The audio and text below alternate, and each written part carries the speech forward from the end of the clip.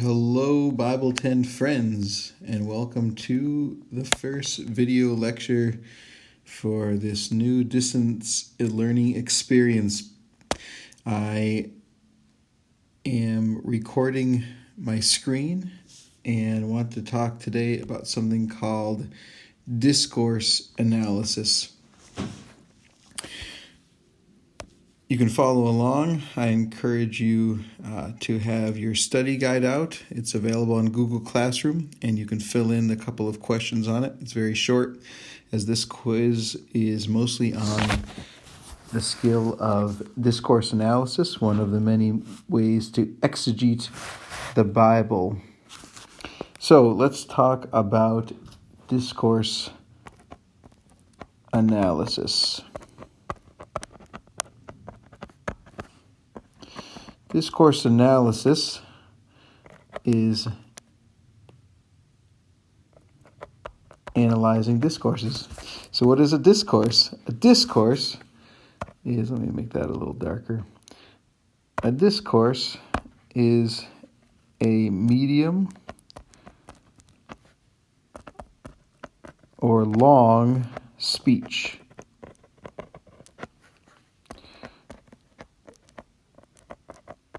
So, for instance, it could be a sermon or a speech made for politics. It could also be, in our case, a letter. Like in the New Testament, if you recall, many of the letters were dictated, and some of the letters were probably originally sermons. And so as we look at the epistles, we're going to be analyzing these medium to long speeches. And there's basically only two steps to discourse analysis. The first step is to find the main idea.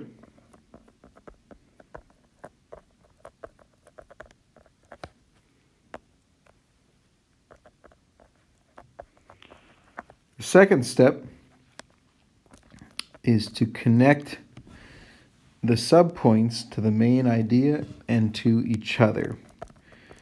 Again, you find the main idea, and then you connect the subpoints to the main idea and each other.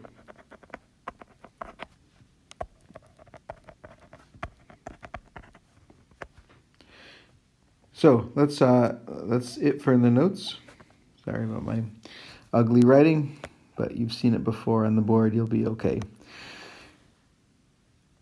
We're now going to practice it because that's really the best way to understand what it is and what it isn't. Sorry about that. That's just my blood sugar dropping quickly. I'll be fine. Let's look now at a Bible passage. We're going to start with 1 Corinthians 13, and I'm in the NIV. I'd encourage you to pause the video right now, and on your phone or computer or some other device, open up 1 Corinthians 13 in the NIV, the New International Version, so that you can follow along with what is going on, what I'm reading, and how I'm analyzing it. So pause the video now. And I assume you have the text in front of you. This is a very famous passage. Perhaps you've heard it before at a wedding or something else. But let's analyze it now. Again, the first step we're looking for is the main idea. So I will read it out loud and encourage you to follow along and see if by the end you can identify the main idea. I'll give you a hint. Just like your English teachers tell you to start with a topic sentence or end with a concluding sentence or both of those, that's often what the speeches in the Bible do. And so in the beginning sentence or two and in the ending sentence or two is usually where you'll find the main idea. Not always, but often that's where you're going to find it. So let's read. 1 Corinthians 13, if I speak in the tongues of men or of angels, but do not have love, I am only a resounding gong or a clanging cymbal. if I have the gift of prophecy and can fathom all mysteries and all knowledge, and if I have a faith that can move mountains but do not have love, I am nothing. If I give all I possess to the poor and give my body to hardship that I may boast, but do not have love, I gain nothing. Love is patient, love is kind. It does not envy, it does not boast, it is not proud, it does not dishonor others, it is not self-seeking, it is not easily angered, it keeps no record of wrongs. Love does not delight in evil, but rejoices with the truth. It always protects, always trusts, always hopes, always perseveres.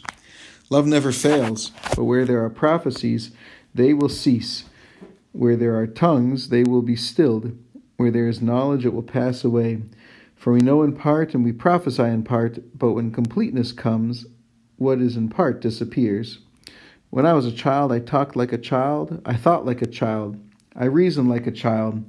When I became a man, I put the ways of childhood behind me. For now we see only a reflection as in a mirror. Then shall see face to face. Now I know in part, then I shall know fully, even as I am fully known.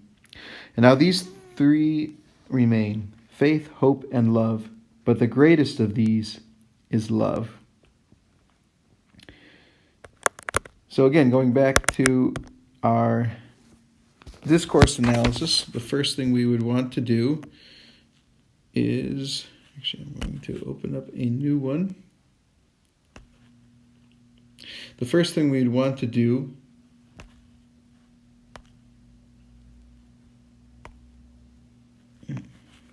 trying to change the sizing of it.